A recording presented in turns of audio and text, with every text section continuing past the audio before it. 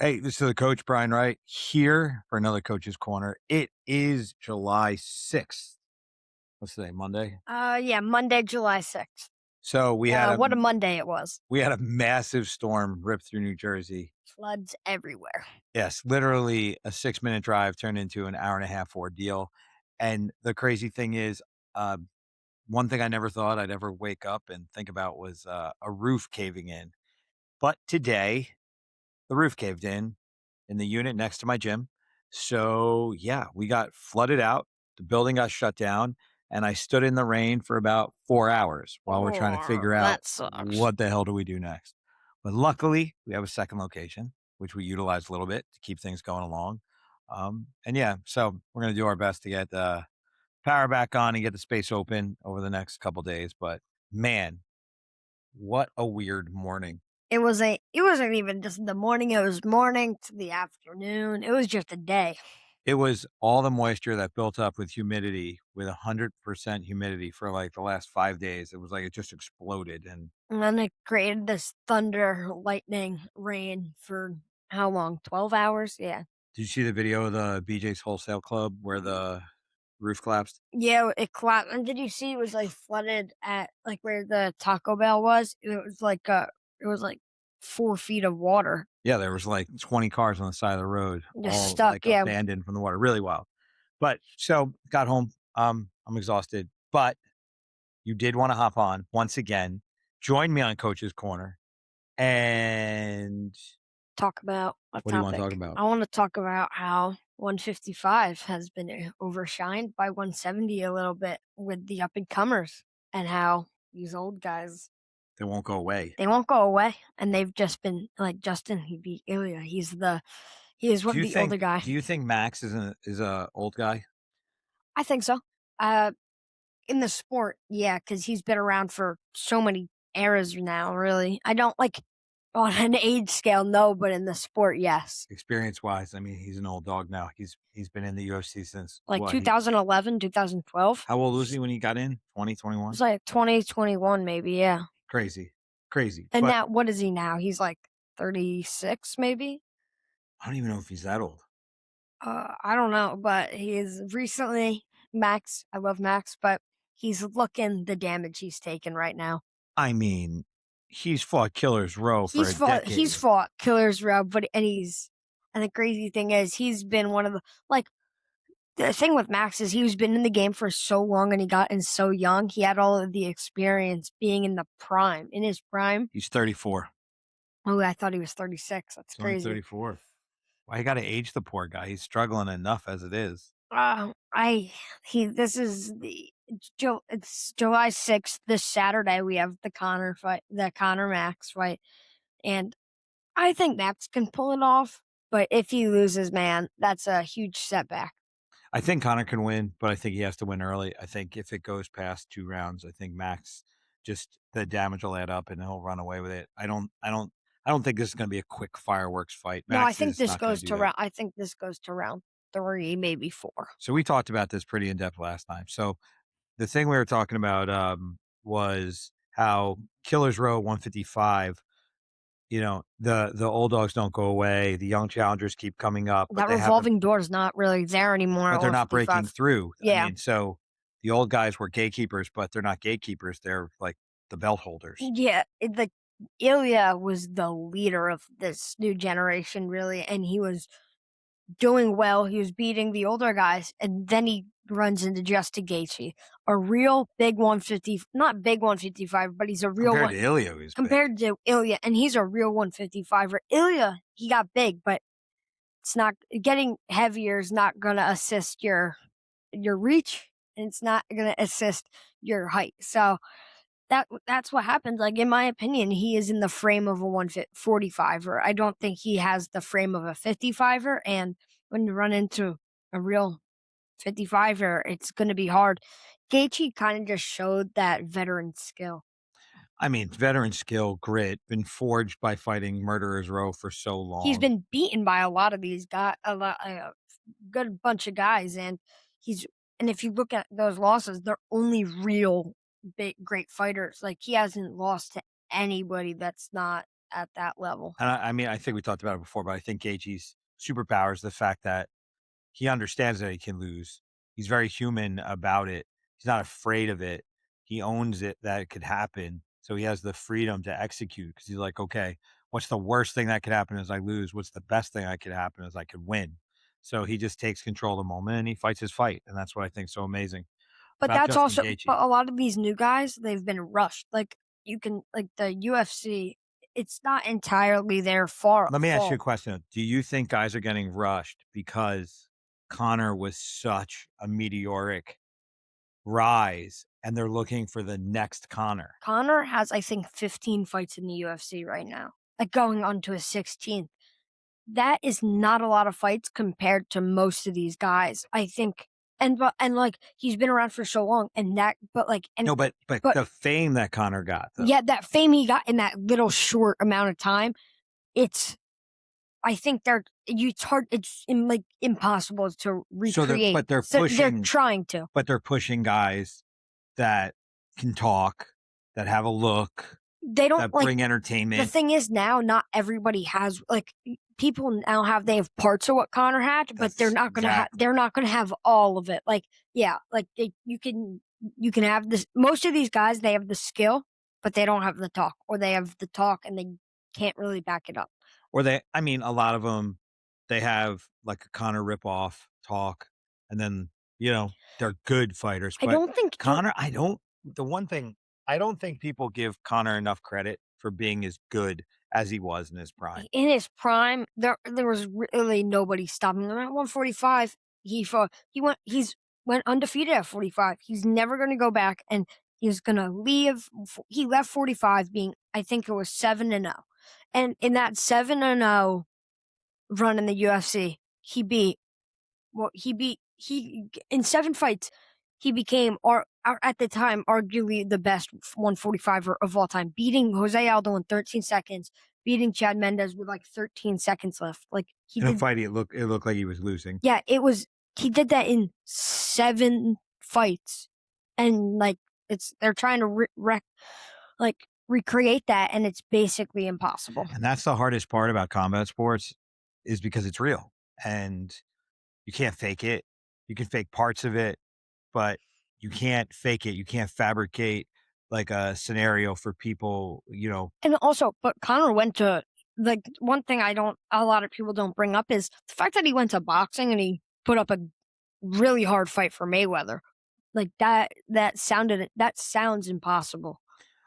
The thing is, he's one of these guys that has the audacity to try, and a lot of guys start to have the audacity in what they say, but they don't try the same way. Like, Connor really believed everything he was gonna do. He would say it, and he would do it. And then you have a lot of guys coming in, "Oh, I'm gonna do this, I'm gonna do that," and it's a lot of hype. Connor was just so unique That's what because Ilya had. I think Ilya had his problem. I you can say look at their Ilya. tattoos, You look at can their s- style, look at look the at way they behave. I mean, he was the just whole Volk copied press. him. You can say the Volk press conference. I don't even know if he's trying to, but you can say when like the one of the most iconic moments in the Conor versus Jose Aldo press tour was when Conor got up from his seat and grabbed Aldo's belt. Ilya recreated that with Volk, and that's crazy. That's not something I don't think you can do on accident. I think like even the way when Bruce Buffer announces their name, they have the same like warm up ritual, you can say. And it's just like sometimes it's a spitting image, but nobody can do what Connor did. Like, Ilya had that rise to 45, and you can say he left undefeated, but it's not the way Connor did. Connor beat everybody in their absolute prime. Ilya didn't. Yeah, I think that Connor just he was such an influential guy that everyone said, "Hey, I wanna get," and then think about it, forget about influential in terms of what he did in the Octagon. The guy made more money than anyone's ever made in the sport, He's made the most money in combat sports history, and it's which just but him. but if you're a prize fighter, that's what you want. Yeah. So everybody thought the blueprint was, you know, have the look, have the talk, go knock some people out, Once start a liquor Connor brand, and then sell it off to a big Once company, once but Connor really he vacated both the lightweight and featherweight belts, you can kinda see it was like everybody was trying to do what he did, Of course, they still and are. they still are. And you can say he was a it was a good thing, but a lot of times think it's a bad thing. I think skill has gotta be the foundation for all of it, and then you build the personality and everything on top of that. Like Josh Hokett, he annoys me with the timing of his shtick, but the guy is one of the best athletes in the UFC. And he can he can do both, and that brings an audience. Like if you have both, that's really all you need. Yeah. You can That's how you become famous. Well, But the Mayweather effect was he had a he had nobody in the middle. You loved him or you hated him.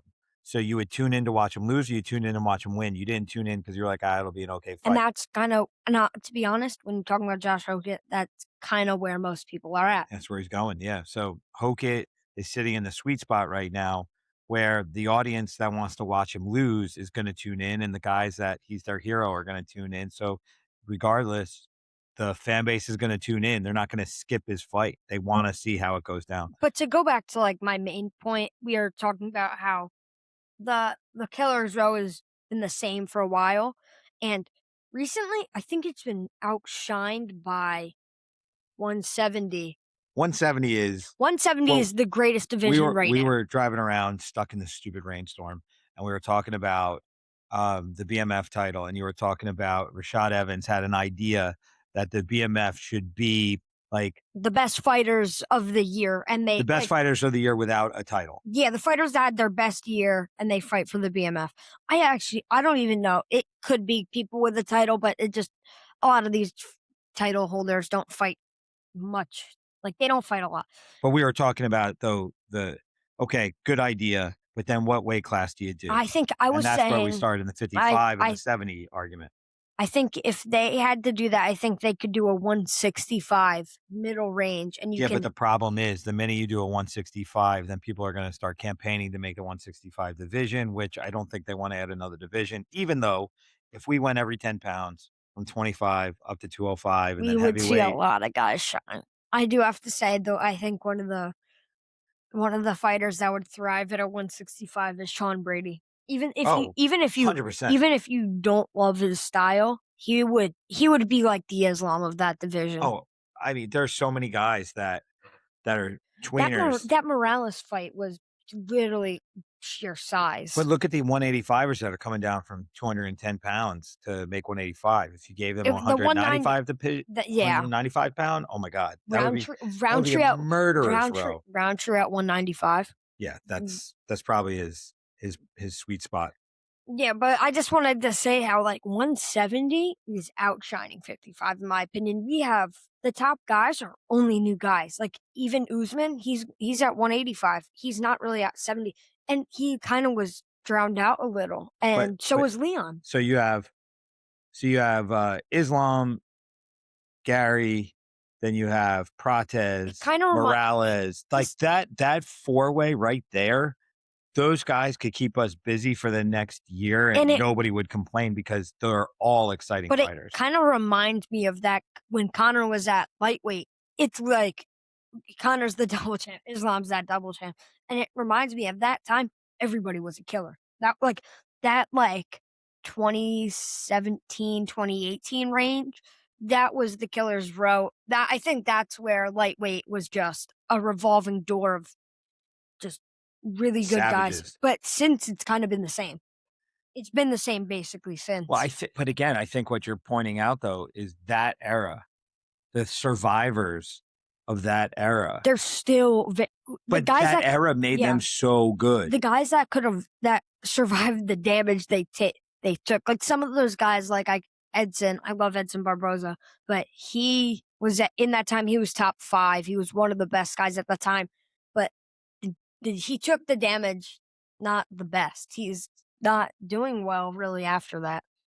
Well, that's the thing. I mean, if you can survive it, I mean, that's why Gaethje, I say, was forged by the division. I mean, Yeah. he legitimately was turned into the piece of steel that he is by the One division. Gaethje in the UFC has not had he's never had a non-ranked fight. He came in and fought the number 15 ranked Michael Johnson, who's a killer. So he's been fighting killers since his From UFC day one, there was no easy go. yeah, from that UFC debut, he's been fighting killers. I think he fought Michael Johnson. Who did he fight after that? I think he fought Dustin, to be honest. I think he fought Dustin Poirier, or he fought Eddie Alvarez. But even though he lost both of those fights, he rocked Dustin. Like any fight he's really lost, he's had moments. Like even in the Max fight, I think that was his worst loss. Just because that was so dominant. And besides that, he's never had a fight like that. No, if he didn't break his nose in that fight too, I think the fight would have been different. That's the craziest. He got hit with a jumping back kick But to the face. that's the thing. That's the thing with combat sports. You never know what's going to happen next. And Max is kind of the embodiment of that. You don't really know what you're going to see next. So I was talking about that the other day about how the coaching styles of, say, a Trevor Whitman, where comes in from boxing, has a more personalized nature. It's not a big room coaching style. It's a one-on-one style, really benefits a guy like Gaethje. And then you look at Max. Max is a guy that's been with the same team forever. He has a small core crew of people. He's got his training partners. He's got his coaches. They're the same. They game plan. They know each other really well. And it's like a superpower. Yeah, there's a connection there. And when they go to the corner, I feel like with Max, it's like a little boost because I think he's fighting for something more than it gives you something it reminds you in that corner. When Gaethje's in the corner and Trevor comes and talks to him, because of their relationship, he trusts him implicitly. Yeah. So they're not picking and choosing what they're going to listen to. They're coming back. They've worked together for so long. They trust each other so much. There have been moments in fights where that doesn't happen. Fighters literally choose not to listen to their coach. That's happened before. It's the worst. When you see the trust is broken in the middle of a fight, then you know it's like, okay, we have a real problem here. Somebody's going to get messed up in the next round. So yeah, I mean, having that ability of a coach to trust your fighter to listen and a fighter to trust your coach for the proper instruction. It's like almost in the moment you feel like you're trusting them with your life at that point. Well, yeah, because you're sitting there, and especially if you're doing well, it's okay. When you're on a roll, it's different. When you're on a roll, you just keep the momentum like let's going. just say you lose a 10-8 round, you have to trust everything your coach is telling you. Well, because you need a lifeline at that point. You're throwing them a life preserver. You're stopping them from drowning. And the worst is there's nothing worse than you're going into the last round of a fight. You've lost 2 rounds. You only got 1 round left. The guy's a little beat up, and all you're looking for in the beginning is like, does the person even have the ability to hear what I'm saying and then execute? So you're like, okay, I've got 60 seconds to get them focused. Then I got to give them something that's going to make them say, okay, I'm going to keep trying. And Gaethje's been a guy who can do that. Like in the Ilia fight, though, when he got dropped, that was bad. That was moments from ending. He goes to the corner, comes back and that I think was his best round coming into that round. I think that was going into the third, and that third he probably looked the best. And I think that just comes down to, like, Trevor didn't have to come in and be like, "Are you okay?" He understands who his fighter is. He knows that he gives him instruction, he's going to go back out and he's going to execute, because as long as he's breathing and there's time on the clock, he's going to fight. That's why that Max Gaethje matchup was such a wild match, because both of them, they could lose the round really bad and go to their corner. And I think both of them had that ability. So I think it was like it's chess at that point. Those are Max and Gaethje are arguably the grittiest fighters in the game. Yeah, they have the teams. And then when you look at Ilia has his brother and he has his team. And I think they know Ilia, but I think what they've built there. He's younger in the game too. But it's not all there, yeah. But what they've built there is different. The structure's not there yet. They're building on momentum. They're not building on that trust. It's a different level of trust. When you're doing well, it's so easy to trust. But then when you're faced with adversity, that's when the questions come in. And that's the hardest part. I think Ilia had that issue. He really did think he could finish everybody. And when he dropped him, I think that he was like, I'm going to get him. When he didn't, I just think that was so discouraging. I think when he got hit in the first round and got cut, I think his corner went, we have a problem. He held his eye like this because he never felt got hit like that. He never felt adversity before. And when Gaethje gets hit, he goes to his corner and goes, wow, that was a really hard body shot. Yeah. And keeps going. It wasn't like that hurt. It was like, oh, wow, but that was good. The thing is, his corner never dealt with him in that position either. His corner never had to see him behave like that before. Yeah, because he's been dominating. And none of that team really has. That team has really been just momentum. And a lot of these guys, I think we see a lot of these undefeated fighters, and we're like they're unbeatable. And when that wall breaks, I think even their corner, just that Well, whole they've never had to do it. yeah, Like, the corner's like, "Wait a minute, this mhm. is the first time I'm ever and having to see the guy like this," and they don't even know what to say because 'cause they've been with him so many times, it, and it's just been a certain the way. Topuria brothers, they just like they've been together really the whole career, and they haven't really coached any other fighters like that. Like, they may have been in quarters for other fighters, but they haven't had a guy that's gone through all the ups and downs. And Ilya and his brother are the only guys in that team really that understand each other, and they haven't built that structure to like to deal with that. I Yeah. think a lot of people overlook the reps that are necessary to be a good corner and to be a good coach. I mean, I've been running the gym for 28 years, and I mean, I can't even count how many corners I've had to do now at this point in my life. And I mean, I think being a good corner is kind of one of my trademarks. I'm good in between those rounds because I'm always looking like, okay, what's going to get us to the next one? What's going to get us to the finish line here in the right way? Uh, But also a but I lot put of the times reps in, and a lot of guys that are new, they have ideas, but they I don't know feel how to like communicate them, and it takes time. It takes rep. I think the difference is for a lot of people, it's a lot of corners, it's how can they get this over with now? And I think that they can overlook what's comes after that. I think there's a lot of overlooking there, and I think a good coach is created when they can oversee everything. Well, the hardest part is getting away from what you want to make happen versus what's realistically going to happen in this moment.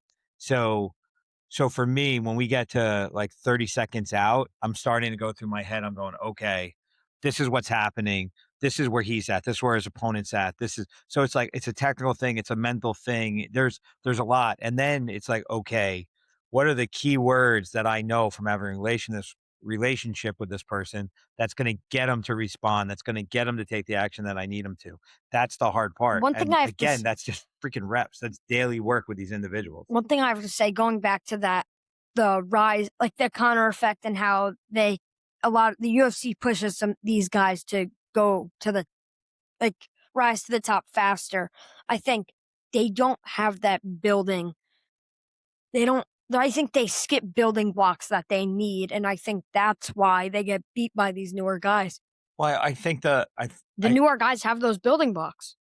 I do the newer guys or the Or I mean, established guys? the older guys have those building Because you blocks. screwed that up. Because I was I like, "What did screwed you that just guy. say?" You That was screwed my that all bad. up. You That got was me my bad. confused here. My bad. No, but again, I think one of the problems is I've been very vocal about it. I think one of the issues that we've got is that you've got 44 plus shows a year, which means you have a massive roster of fighters that you have to put together. There's only so many fighters that are available. There's only so much work that they can do to get the experience before they're needed now. One thing I have to no, like talking about that 170 went a little dry for a while, but that also gave these newer guys that gave them reps. You can look at Ian Garry. He has good fights. Like most of those guys have fights that have built them.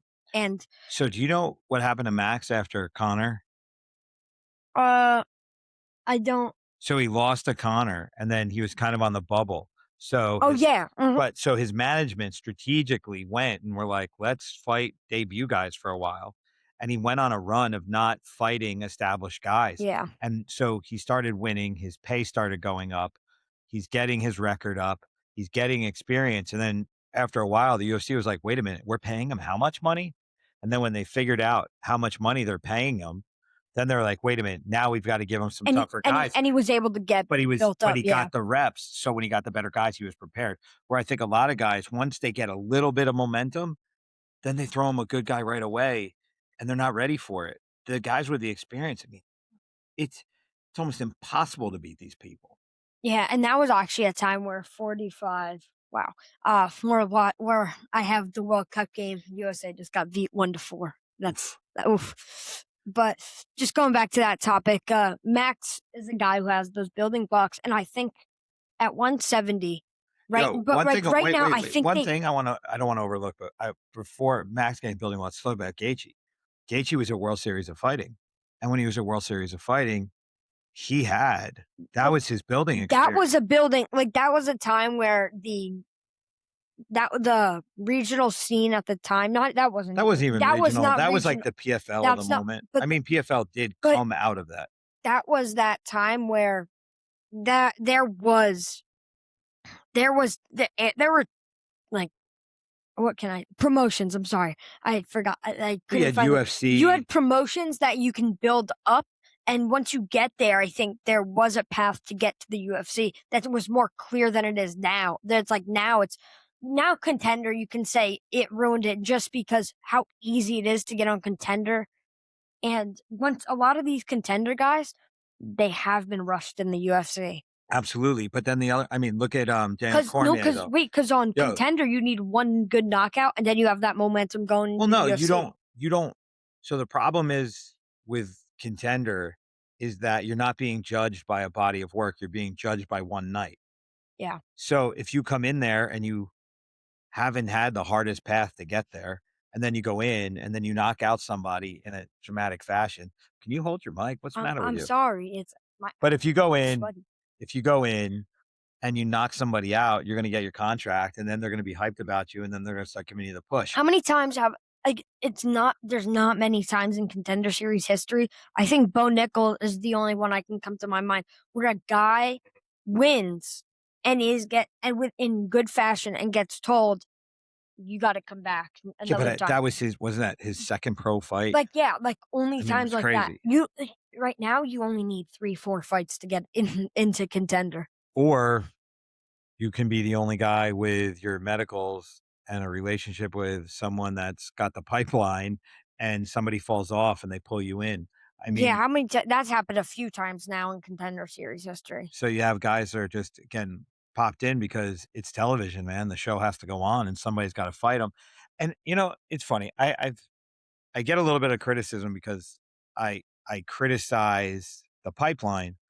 People that have benefited from the pipeline act like I'm poking them, and I'm like, "Okay, we wish guys could get more building blocks, but why? Why do you wish guys could get more building blocks?" It's because you want them to have longer, more successful careers. We're Most of not these we're yeah, not saying, "Oh, you're a spoiled brat and you shouldn't have gotten in." We're saying, we want you "No, we're actually trying to we want you to benefit from it. Like, yeah, absolutely." it's like it's actually we want good for you and it's not we're criticizing you. Yeah, it's We're not criticizing the fighters, we're criticizing the pipeline, which is giving these opportunities to fighters that are not necessarily the but best things also for them. you get out of these so many fights on Contender. There's like I think it's 5, 6 fights you get on a Contender Series episode. So that's a potential of 5, 6 guys you get signed in 1 week. Absolutely, And s but wait, that's 4 and they're fights over the next and 18 how months for each one of those guys no, that have to get done now. no, and also think about the Contender Series goes for maybe 3, 4 months. So that's like a lot of guys. They're adding and like some there's going to be at least 2 guys you benefit from, and there's 2 guys that are they're gonna have some of that little bit of the Conor in them. They're gonna have the talk and they're gonna have the skill. I think you're just getting the volume game right now because they have so many spots they gotta fill, But think so they're about just this. bringing all I'm these just guys saying in. how like they get one guy. They got Josh Hokett out of last year's. They got Josh Hokett. Like that's even though he's a athlete, you probably are gonna get one of those this year. I mean, I think I It's don't think guaranteed to happen, I think. I don't think we should be expecting a home run from every fighter that comes off No, I'm Contender. saying it's probably going to be 1 or 2 that come from a season, and so that like it's not the greatest your thing you're getting. You're not getting too much out of it. But that's the thing, because every guy they bring in, they get a 4-fight deal for 18 months. But that's also probably while they're benefiting. They're trying to benefit off so much of 1 guy or 2 guys because they're Well, not. I think they're trying to get but that. Yeah. but from a business perspective, you're bringing these guys in from Contender, and they're coming in at 12 and 12 because that's the starting pay. They don't have to pay them the inflated pay. They let go of some vets. They give these new guys the new spots, and so now you have a big chunk of your roster as low pay guys. And if you get a superstar out of that, it's 100% worth it for the organization. So I understand why it's done. Um, I just think if the roster was a little bit smaller and fighters were a little bit better, you could still have a volume of fights, but not have such a revolving door of faces. I'd like to see people have an opportunity to stick a little bit longer so you don't you don't make you don't walk away with like 50 grand in your pocket after 4 fights and then you go do something else. I'd like you to be able to get 2, 3, 4 contracts, at least buy a home off of it, build a real lifestyle off of it. You might not be Pereira making, 100 million a year, You're but gonna make what you but you're need gonna to make in make a year, yeah. but you're gonna make a middle class lifestyle and possibly buy a home that you can, start a family in if you make a couple contracts. So that's my only point when I critically look at it. I'm like, look, is this gonna change off of you and I sitting here talking about it? Probably not. But if the conversation comes up, at least we should be talking about, okay, maybe a little bit more coordination on the regional scene, I think maybe that a little more coordination I with the think pipeline, it would be better. I think if they had like a good coordination for the pipeline and the regional scene, I think the ideal would not be have Contender be like every week they have something. I think the idea would be have it once a month. I think if you had it once a month, I think you get good guys every month, and I think that Or would even once a quarter, have a series that you run, but yeah, you maybe have to have make it bigger, but like maybe have it 10 fights, but don't have it like, I think if they could spread it out, I think that gives a lot of guys room. And I so also think a lot of these guys that get signed to Contender earlier in the year, they have to sit out a good amount of time. yeah, because they don't have spots for them. Yeah, like, and because Contender is, let's just say it's in August and you get signed in May, or like even April, I think that's happened. You like, or you're on the radar, you're not going to go fight again. So, look at a show like LFA. If you win a belt in LFA, you're pretty much guaranteed you're If gonna be you on the win short three, notice if you list to win get three, in, or you're gonna be on Contender. if you have 3, 4 fights in LFA and you won all of them and by knockout you or submission You're impressively, now on a list. you're on the list and you have like more than a 50% chance of getting onto If Contender. you win the belt, you're 100% gonna get a It's Contender yeah, shot. belts 100%, and if you win, like, I don't if let's just say you don't get the belt and you win 6 fights in LFA, Look at you're probably not even gonna have, like, let's just say Jimmy won 2. yeah. Jimmy won 2 fights on LFA, Yeah, let's just and they couldn't book him, so they were like, "Alright, fine, we'll put him on Contender." yeah, let's just say they have, like, to me, what it like, I'm like, if you have a few fights that aren't in LFA and you go to LFA, you win 2 fights, you're gonna have a good chance to get in. If you have the right manager and But all let's that just say kinda I stuff don't too, like though. wait, if you I yeah, but, like, think if you have fights that like, you have good fights in MMA and then you go to LFA, I think that if you win, you you win 4 fights impressively and you have fights before, I think you have a good chance not having even to go to Contender to get in. I think if you win 4 to 5 fights in LFA and you don't get signed in Contender, you get in. I don't know if you're ever gonna get in. That's the crazy part about it now, It's is you get where in, yeah, it's like one or the other. if you don't get in 4 to 5 fights, it's kind of like, maybe they just don't want me, you know? Guys are get that's the issue I see with it. It's like na before I mean, I think George Sullivan, the New Jersey fighter, I think he had 12 fights before he got into the UFC. That's a lot of That's a fights. lot of fights. And I believe 7 of them were title defenses. And that's probably So, no, and for the time, what year was this? I mean, it's probably, oh my god, I don't even know. It's well over 10 years ago. So that's, like, at a time where 12 fights wasn't even a lot to get in the UFC. Yeah. I think Frankie Edgar got in 5. But Frankie Edgar That's also yeah. was something special coming out of this scene in a time where, uh, they they, uh, they only had 155 and up. They didn't have Wait, 45 yet. let me ask you, why do you think that 170 has gotten to the point where it is, and it is this killer's row, and it's new guys, and we really haven't seen I this in so mean, long? it's just one of those ones. It's like that moment where you just get a certain. But if you look at it, Islam's the grappler. Ian Garry is more of like the hybrid fighter.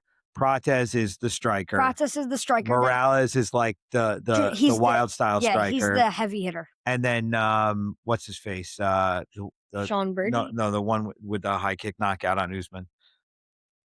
Oh, Leon Edwards? Leon Edwards, he's the striker. But he's not he's past it. No, but I'm he's just saying. losing No, a lot, I understand, but I'm just saying, in terms of the moment, you've got guys that are primarily strikers in a division being dominated by a grappler. And I think at some point when you have this row, I think that the grapplers get out. Like Sean Brady is being outshined a lot by and I'm like Sean Brady, even though he's not the most fun fighter to watch, he has that skill, and he's gonna, in my opinion, I think he's gonna be Gabriel Bonfim. So he's another guy that's kind of slipping into that top again.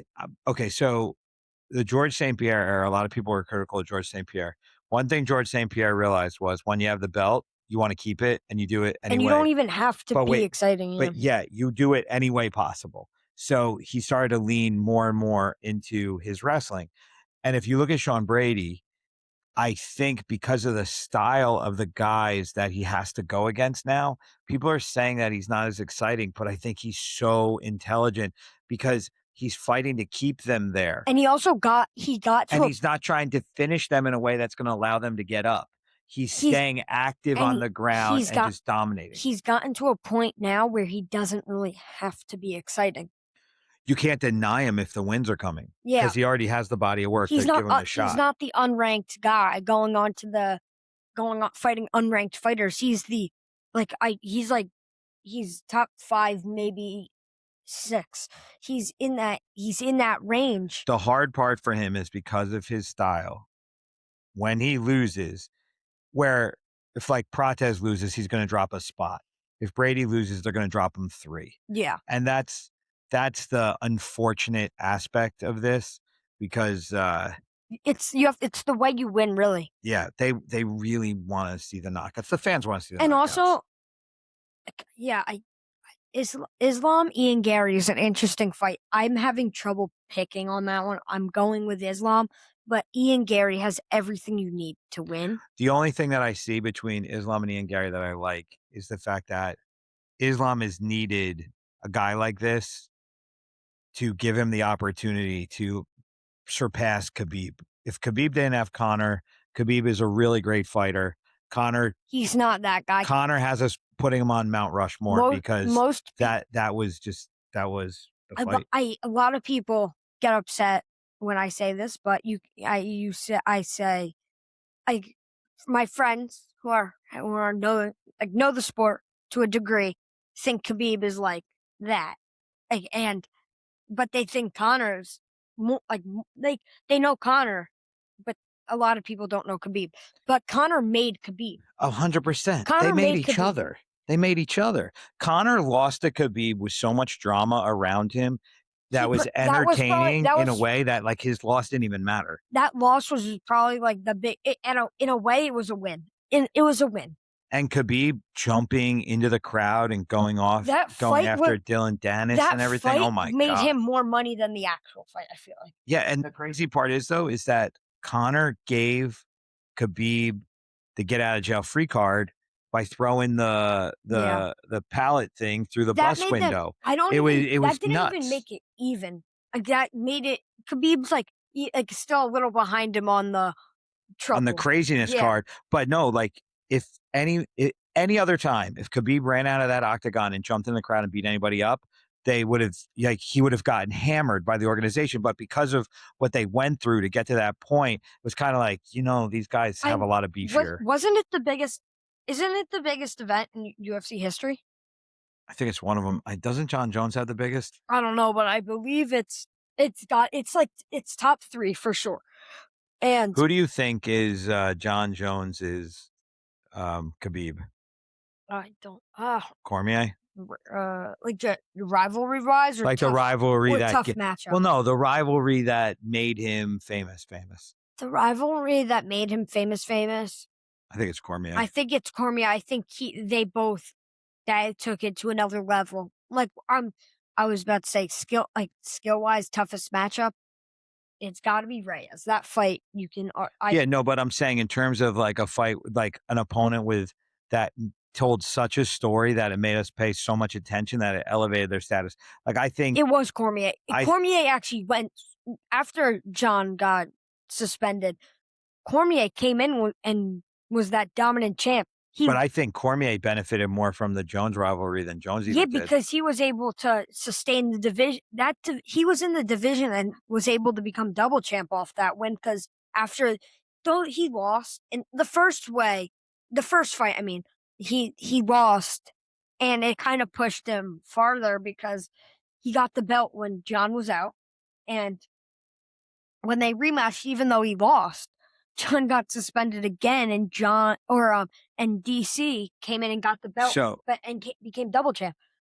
do you see any rivalries that have natural heat like Jones and Cormier when they like when the mic was off and John Jones was like, "I'll kill you," like, Like, there like was that was they just hated each other in general. and they weren't like Connor kind of got to that point now where you feel like he's making everything up for the moment. I think the last time we really saw it was I feel like the Dustin fight, he was like, the most recent Dustin fight, he was leaning into that character more, and then in that it was weird when he was trying to be nice in the second one.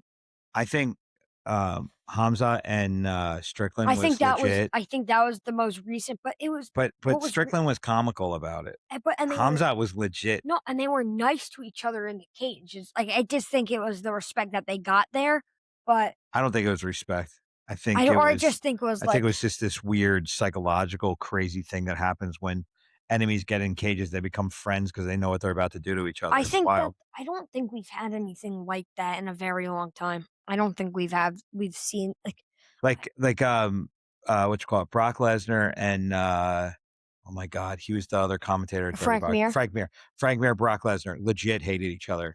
Um, there's so many different things Most like of these killers are nice guys, and but honestly, I want to see how Ian Garry Islam plays out. I would like to see if Ian Garry and or is I don't think Islam's going to be playing a character because if anybody's going to hate somebody, I think Islam's. If anybody's going to be like gonna have a real one. I don't think it's gonna be like but I mean, I don't think Islam's gonna do this, but I think Islam's not the type of person to play a character. So I think if we ever see him not like somebody, I believe it would be real. I think he's so chill that his not liking you is kind of like, I'm gonna get you.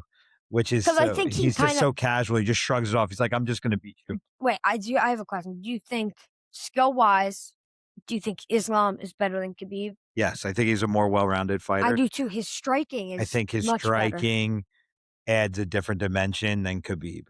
Khabib striking on the ground when he would tie your legs up and he would beat the hell out of you, that was one thing. But But having the ability to on the throw a leg kick, to move, like I just to think land across, Khabib like didn't Islam can do it. Khabib on the feet, the difference was Islam had the threat of his hands and his feet, and All right, but I'm gonna ask you a question though.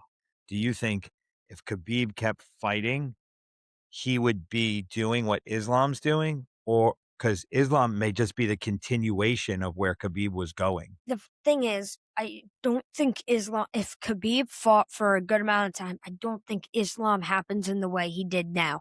Islam built himself up after really it was Khabib because he was 55. But I also think it's the continuation, the evolution of Yeah, time. I think that Islam is like and I'm not trying to be disrespectful when I say he's Khabib 2.0. I think he's just an evolution of what that team was doing. he was the last guy. Like you said to me this earlier. You said that Islam was the last guy with under his father, Yes. and I think his father had a style that was different, and it provides something I don't think anybody else from that team can recreate Yeah, I because think Islam's those the two, purest yeah, expression and of those it. two guys, I think Islam's like Khabib had his dad. I think Islam has Khabib in Yes, the corner now, 100%. and that's something I don't think a lot of people like. No, I don't think anybody else has the generational. It's literally generational coaching like Yeah, that. Nobody has that, and that's a connect. Like we're talking about connections between coaches. Nobody has what they have. no. Nobody has what they have. They are closer than like anybody else, and when it comes to that, they know each other like Well, Khabib was like siblings. Khabib with his dad was father and son, and now it's really 2 brothers. Yeah, It's like older brother, younger but brother, it's different. but It's with experience. It's not yes, like Ilia and his brother, which are 2 younger guys it's trying to figure it out. and This it's is like, yeah, "No, my dad gave me the keys, and I'm Alejandro driving now." Alejandro Topuria is behind Ilia. It doesn't like it's It not the doesn't same. translate the No, same. and I have to say, Khabib is providing very well to Islam, and Islam's only done better like with that connection.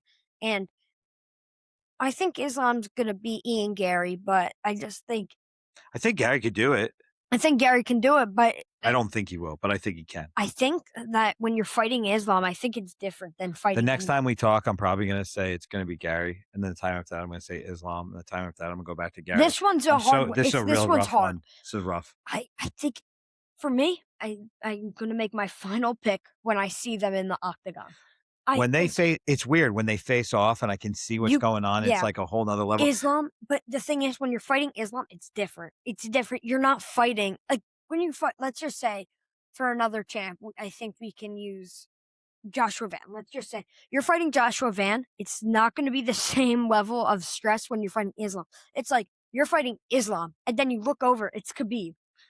I don't know if I'm so concerned about that as much as I just think I it's feel different. like I I think it's feel like different. if Islam puts his hands on you, that's something you can't recreate in the gym. I think there's a strength and a skill there that's just Yo, not he something you can he is so replicate. strong. And But that's what I'm saying yeah, for you to beat him, you don't play to defeat that. You don't play to allow that to even occur. You have to come up with a disruptive game to where he can't use his strength, where he gets frustrated and then he opens himself up for things that he may not otherwise. You can't give him the comfort.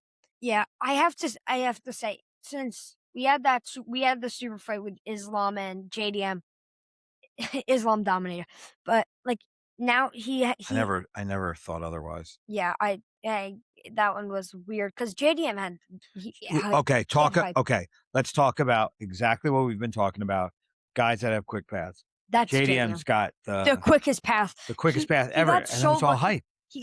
He got lucky fighting Bilal. He was gonna fight Leon Edwards, and Shavkat falls off. He then JDM steps in. He took that fight. Not it wasn't short notice because Shavkat pulled out a good amount of time before the fight. But JDM was gonna fight Leon, and then he got that title.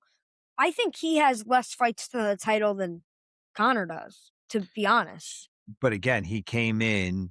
He got a title. Everybody was in love with what he was doing He got a from title the shot. organization. I'm I like, what are you in love wait, with here? There's nothing that special. no disrespect to Gilbert Burns, but Gilbert Burns was on a losing streak at the time JDM beat him, and JDM got a title shot off that. So there's not like talking about building blocks. JDM's off like He he's just come, came in. yeah, he just came in, kind of got a few wins, got Kevin Holland, got Gilbert Burns, got a title shot. That was a time and place, really. Exactly. I mean, And Bilal, that's kind that of like Pereira. wait, that wasn't even Bilal. I think Pereira had a harder path though, but that was Bilal fighting. That was Bilal trying to prove he could strike. I was going to say that before. Bilal came in there with JDM and said, He "Yeah, didn't. I'm not going to do what I'm good at. I'm going to do something to He prove had something." no. What are you thinking? He had no thoughts of trying to really wrestle. And when he tried to wrestle, it was too late. It was too late in the fight. Yeah, that was just, He got, and and I think that took a lot out of him because he hasn't been the same since. I think we see the. I actually think Bilal and JDM have suffered like the same thing. They both had no defenses, and they both like even though Bilal was very hated in his title reign, they both kind of had like hype in a way because they both had the skill. But Yeah, they had that skill, but it wasn't all there. And I but think Bilal had the wrestling where yeah. JDM had the boxing, and they always push the boxer a little bit faster because they want to see the knockout, not the takedown. And I think and also Islam coming into 170, I don't think we've seen a stronger wrestler. He is like literally just strength.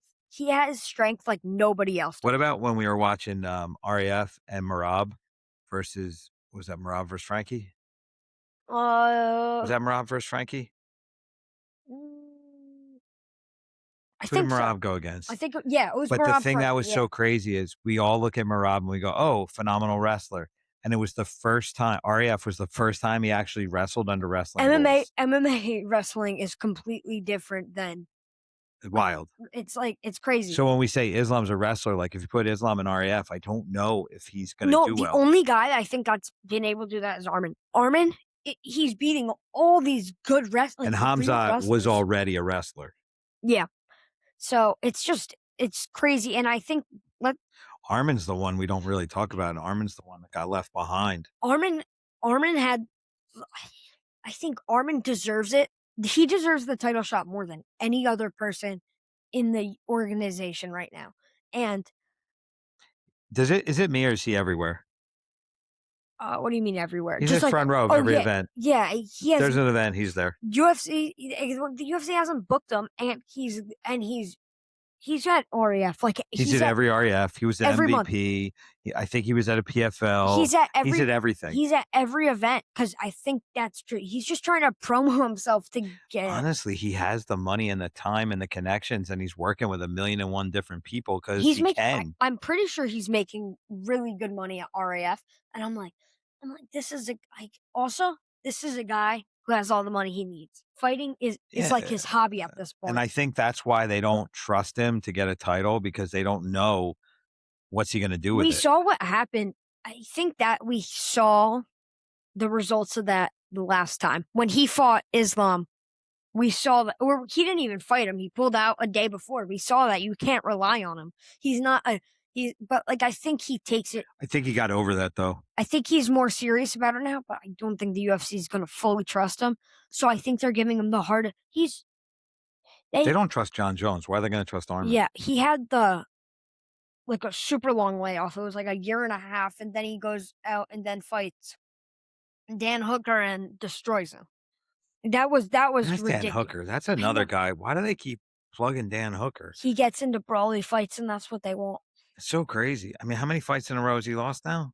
3 maybe. I mean, I it's don't even crazy. know. Like some guys, they just have that, but the fan base is just so loyal to certain guys. They just resonate with the culture and they get to keep their job because of it. It's always really interesting to me to see how some guys will lose the same way as other guys and the fans just respond to that loss differently. And then other guys will win and nobody wants to give them credit. It's just such a weird thing I how wanna individuals I will wanna hit go back to culture. that question I was gonna ask you earlier. Sure. Do you think that Islam is, like, the harder path than Khabib? I don't think so. Oh, wait, no, I meant No. to say no, I meant to say I think Khabib had the easier path. It's like, but again, I guess the identifiable killer path, like, I mean, for Khabib to string together the wins that he did, I think he had the I can't faster rise to the top too, though. but I think he was also so dominant that he made really good guys look really bad.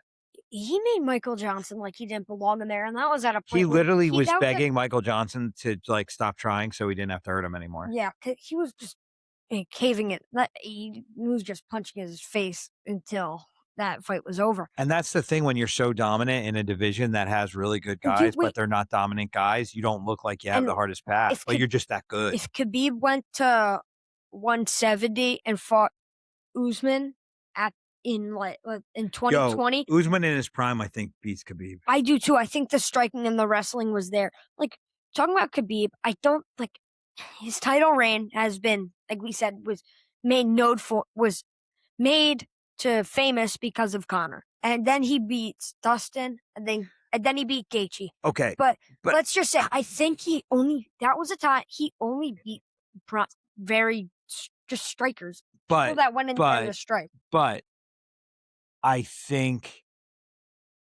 what he went through with Conor, considering the personality of Khabib and having to deal with the amount of disrespect and the cultural challenges that Conor had on Khabib, I think that makes that fight way more I difficult to think deal with that's like 2 than we can even think of. that counts as, like, 2 defenses, to be honest. That's, like, Because, 2 defenses. like, this dude's trying to mentally break you before the fight I even starts by attacking every single I thing in your I life, and then you believe gotta carry I that and then believe go fight him? I My believe god. Khabib was scared. I think I think Conor did get in his head. I just think Khabib was that good. I think even though Conor was in his head, I think he had the skills to win. So think about the genius of what Conor was trying to do. So like when you go to fight and you're fighting to, I don't know, to not look stupid, to make a little bit more money, whatever. But when you make it so that Conor made Khabib basically represent his country, his religion, his family, his team, He attacked everything. he attacked Khabib, and it made I think He was that trying to put a weight on him so that that yeah, guy felt like, "Oh and my god, I gotta defend Khabib everything and I can't lose to this maniac." Khabib went in there, I think, with all that weight on his shoulders, and I think he was able to I don't think yeah, he had it on his shoulders, I think he had it in his hands, and I think he put those hands on Conor. It Con broke him with that weight. Conor, I think when he got in there, I think, to be honest, I watched that fight back yesterday. I don't think we've ever seen a better Conor, to be honest. Didn't Conor say at one point, "Hey, man, I was only hyping the fight"? I believe I think so. he said that at the I end. think He was like, so. "Man, why are you so mad? I was just hyping the fight. We made a lot of money." But, I think that was the breaking point of Conor. Conor's never been the same after that. I think that was I think that was where well, then he had the liquor deal came after it, and I mean, when you get, half $500,000,000 thrown into your bank account, that makes a big deal. yeah, I Con money Conor could only handle having that much money for so long. He I went don't think anybody I mean, he this is a guy he made also so much money in the Mayweather fight but too that, like, I think that you can't sustain that mentality forever. let's remember something. Conor McGregor, when he fought in his early days, He was spent every single dollar he made on things because he wanted to be flat broke and he wanted to be afraid of getting the Range Rover repossessed and have to sell the watch collection if he didn't win. So he had this weird psychology where he would go and he would spend all of his and money he's also and a then he would person that fight for it. he came from nothing. Came from nothing. And he went and got everything. And so now you give him everything and there's no chance And of him losing he it, can whereas buy the got to a point where he could buy no, everything and he had money still, but I'm yeah. saying, like, he has so much money now that if he loses a fight, there's not enough money he can Yeah, put on the line to change his and lifestyle anymore, so the psychology of his early days is yeah, gone. it was Now he has to practic fight because he yeah, wants to win, it was not because he impossible has to go to. back. It's impossible to go back, and I think that's why when people talk about old Connor, it really is a different thing 'cause it's impossible for him to ever go back.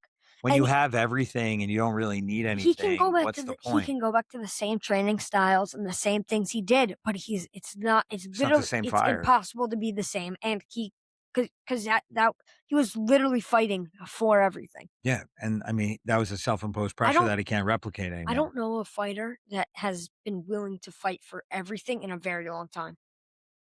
Like that though, like that. I think that in this weird market that we're in, I don't think there is a way to put everything on the line No, anymore. and You Con either don't you're either you either don't ha so here's the problem. If you're an early guy in your career in the UFC and you don't have any money, you're not really fighting for life-changing money.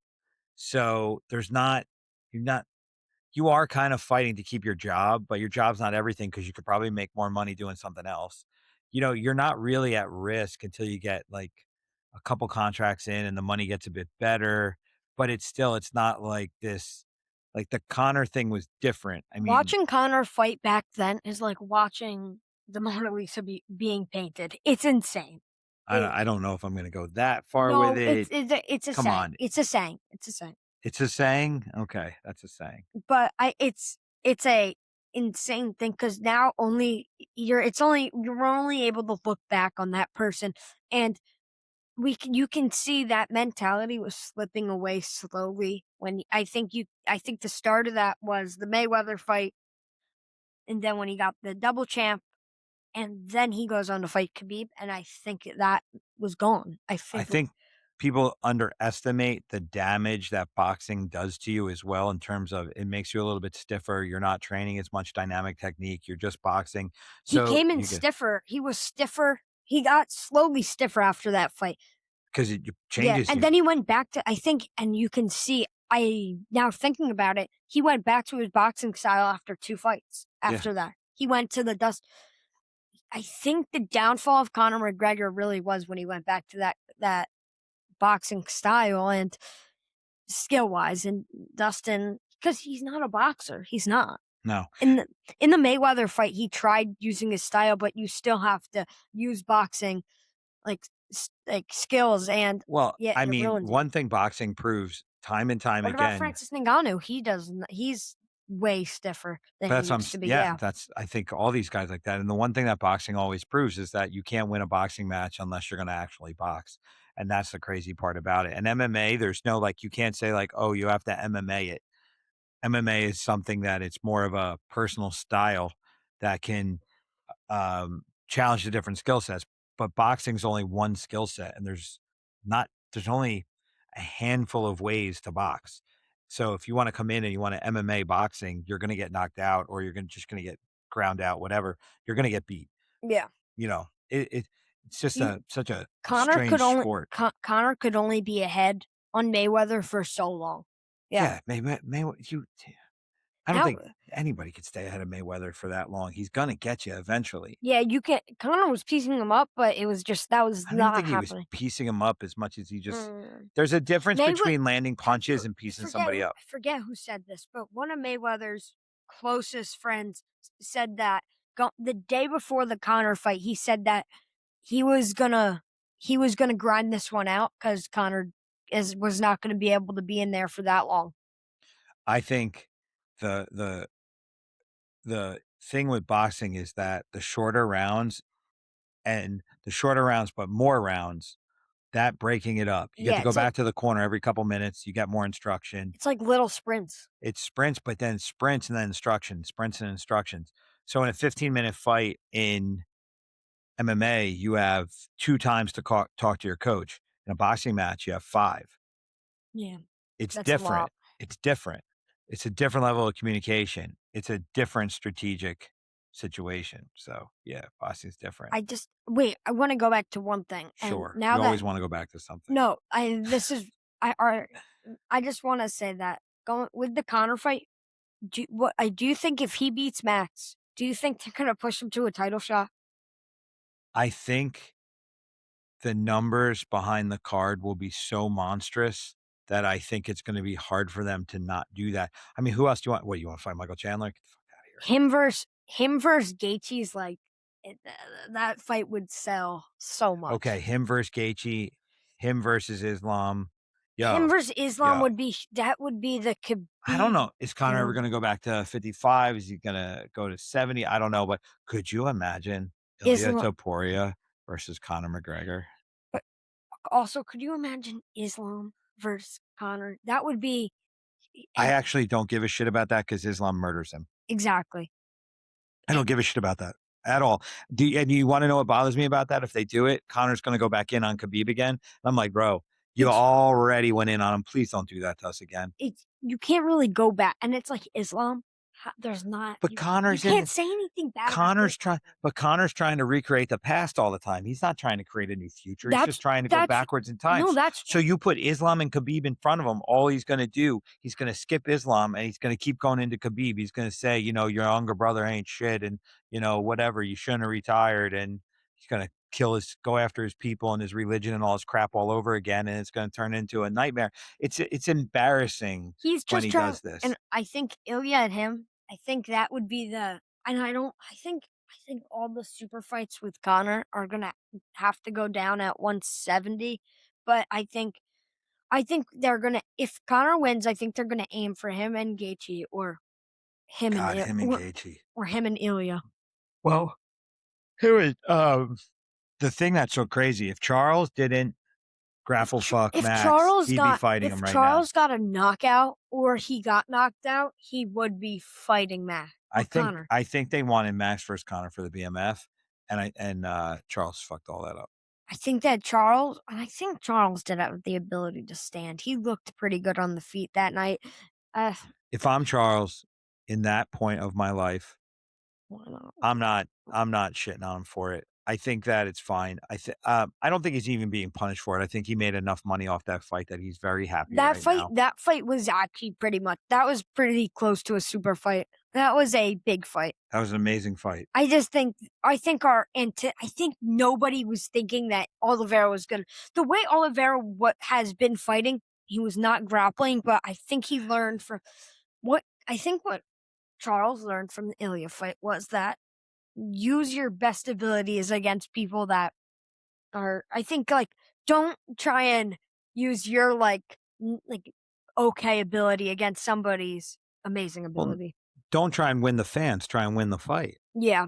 And he's at a point where winning the fight is actually gonna aim for title. That card was such a weird card. The whole card was weird.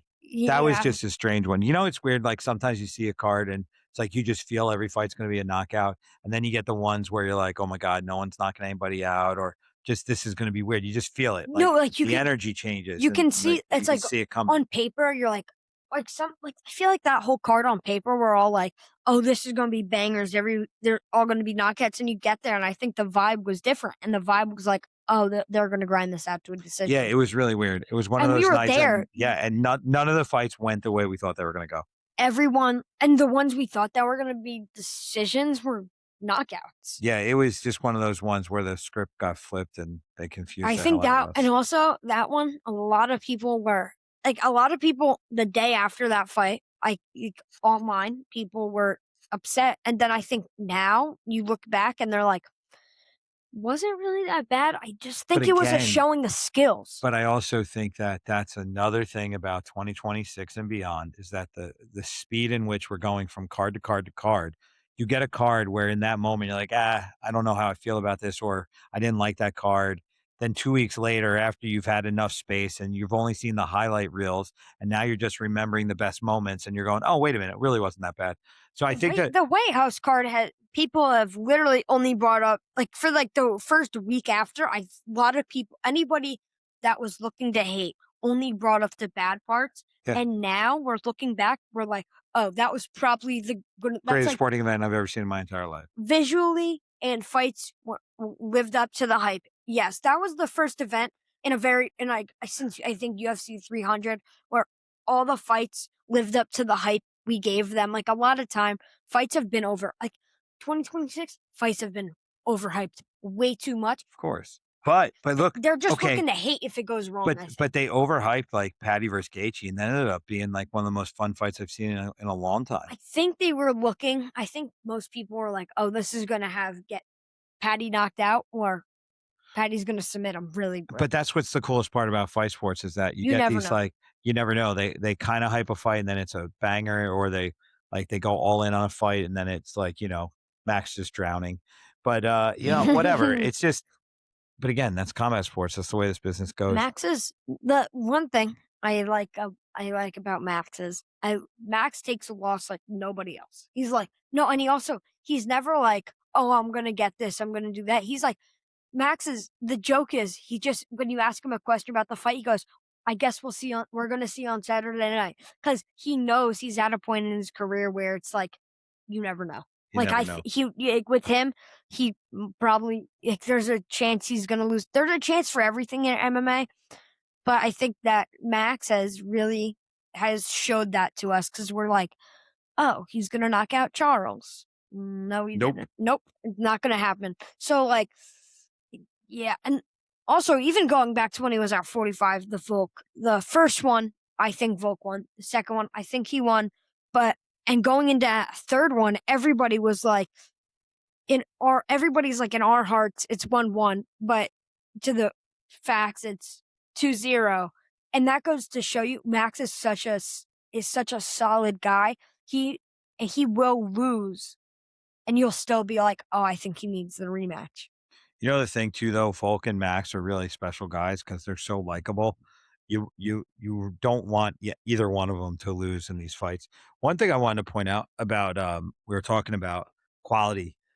Uh, the White House card, the a lot of people will come at the UFC and say their creative is too much AI or too much this, too much that. It But wasn't hold on, hold AI. on. It wasn't AI. It wasn't no. But what I'm saying is when you take like people say, "Oh, the shows aren't as good as they used to be." When you give them the budget and the interesting event, I mean, look what they did at the Sphere. Look what they did at the White House. There's so many opportunities for the UFC to do like one mega event a year in something like the Coliseum in Rome kind of idea. It doesn't necessarily have to be the Coliseum, but I think you let the creative That team idea, yeah. but if you let the creative team loose around some unified concept a year, like once a year, pick a date, pick Yeah. a holiday. This time we did, freedom. The time before that, it was Mexican independence. I don't know. We'll do Bastille Day or something. It I don't was know. it was But it was let cool. let them go. I mean, go to Paris and do some like French themed event I and s go nuts about I it. still think that Tom Aspinall and Shogun should be in Paris, but I think we're gonna see it back in Abu Dhabi. Crazy thing is, we were talking about Aspinall gone happening for the first card of the year, or even December, the month after, or 2 months after the eye poke, because we're like, oh, it's not that bad. Now it's gonna happen a year later. What a crazy. If it's going to happen because Eddie Hearn is being a pain in the ass about the money. I think if they don't, I think if we don't have a fight confirmed or signed in the next month and a half, I think Aspinall's going to be stripped. I don't if we're if like If he starts it's fighting about the money too long, they're gonna have to. yeah, and honestly, it's been too long. In my opinion, like I was talking to you about this earlier. Instead of having all these interim fights, like I was talking about, like this is like Gaethje was the first two-time interim champ, and now we're on our second, and it's in the span of 6 months. Yeah, but a lot of this is because guys are jumping weight classes Yeah, and all that shit too. the Connor I effect has that's the been pro it's been more persistent now because of these guys that have been pushed fast. They're like, I don't think they the idea of risking all this hype on a defense but is a lot. I also think that the idea of getting in, getting your money, and getting out is real. I think Connor a could have done that years ago, no, but but it's too Connor's late. different. But I think a lot of these guys coming up are not really in it to fight. I think you're He seeing guys that are in it to grab their money and get out. Like, I don't they're not nobody's really legacy building on you're the not come up. hearing like Ilya's not like, "I'm gonna fight until I can't." Like, he's like, "Yeah, I wanna be out by the time I'm like, whatever." The Like, they legacy building is not there as prevalent because anymore, I yeah. think that in the time that we're at and the way in which we communicate and with social media and all this kind of stuff, I If think you're guys are like, "Okay, as on long as I get enough of my moments, I'm good." on social media, if somebody got their career and they got all their moments and they retire at the top, you're gonna be like, and you don't really have any down like bad moments. You're on social media. You're only gonna get praises because of that.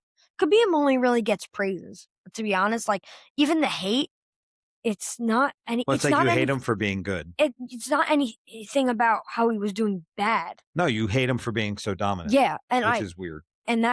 like, you can say he's not entertaining.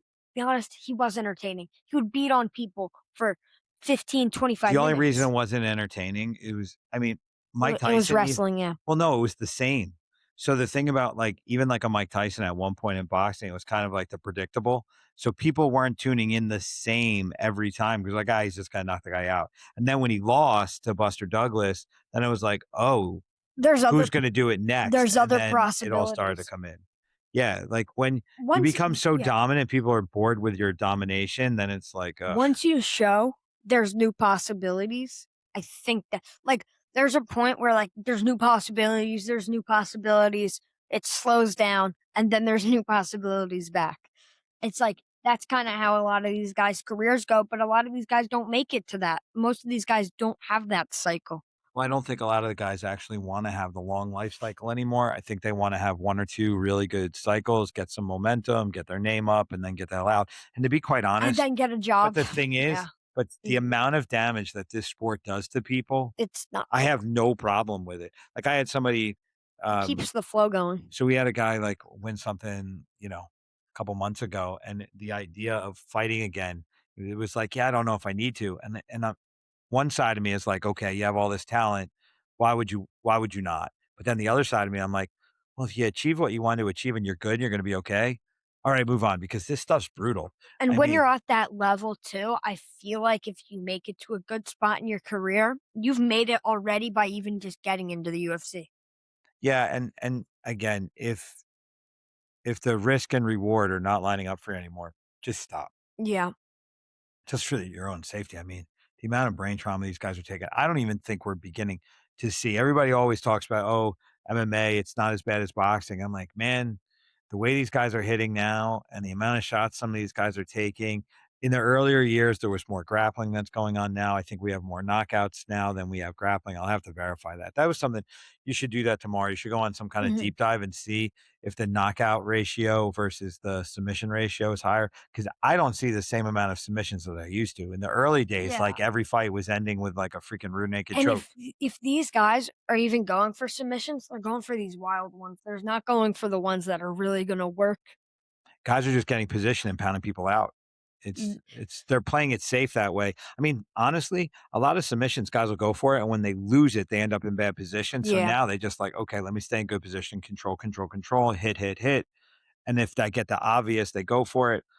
It makes sense. I mean, the How evolution many of it. guillotines have we seen turn into bad position? Uh, well, So many. every time Dustin Poirier went for one. Yeah. So, So, all right, we've been going for a while. I'm starting to get tired. it is late. I know you can keep going and going and going. All right, how about this? If uh if I don't have too much to do trying to get the gym back open tomorrow, we'll try and hop on for a little bit more. I don't know if I'm going to do another hour with you tomorrow, but we can hop on again. What do you think about that? Yeah, I wanna talk about heavyweight division. Oh, you want to talk about heavyweight? I wanna talk about heavyweight because Oh God, I wanna I go could keep going and I got to stop. no, because I wanna go deeper into the Aspinall and Gon situation because I have a lot to say about that 'cause, Gon I think Gon is my champ. I think Aspinall should have been stripped a month ago. And people are saying that heavyweight's more interesting now. It's 'cause it's not I don't agree. I I lo don't think heavyweight's actually that no, more interesting no, now. I think Gable makes it no, super no, I interesting. gotta say, I love John Jones, but the division He is destroyed it. He no, nuked the it. division is like this because he He didn't nuked fight it. for a year and a half, He and nuked it. yeah, and then when he fought, he didn't fight the inner champ. He fought Stipe Miocic, who's half retired. Who literally waited like 5 years to retire so he could get the payday on the way out the door. Yeah, and then we have Aspinall waiting. He gets the belt. I poke. So the division's only been cursed with uh, All right. We gotta delays. stop. We gotta No, stop. We gotta talk about this another time. it's Did only you been shush me? yeah, I did. He's only been cursed by it's only been cursed by delays. So just saying that we're gonna lead into tomorrow's debate. All right. So Not debate, talk. tomorrow we'll talk about the heavyweight division amongst other things, I'm sure. Well, Uh, today we went to talk about the lightweight and 170, and we ended up into a big mess of but everything. it was fun. It was fun. I think Yeah, we dropped some things. I Did have we to go. drop things? Yeah, but I have to go to bed now, so I'm Yeah. tired. So summer break's a bitch. He's got to rest, so he's well rested while he's resting tomorrow. So like my rest day, I'm well rested for. I did kill you in strength and conditioning Yeah, today, it was so fun that though. was good. I'm All right, sore. cool. All right, this is Brian Wright Senior and Brian Wright Junior. For those of you in the comments that said I'm his grandfather, No, he's my I'm dad. sorry. I'm actually his He is my dad. dad. I'm just really white, but I am actually And his yeah, father. and he is actually really white. I am white, but see, not so old. Old, it's not that bad. All right, this is Brian and Brian. This is Coach's Corner. This is the The silver fox. the Silver Fox and the Young Interviewer edition. All right. Brian, the interviewer, is out. Peace.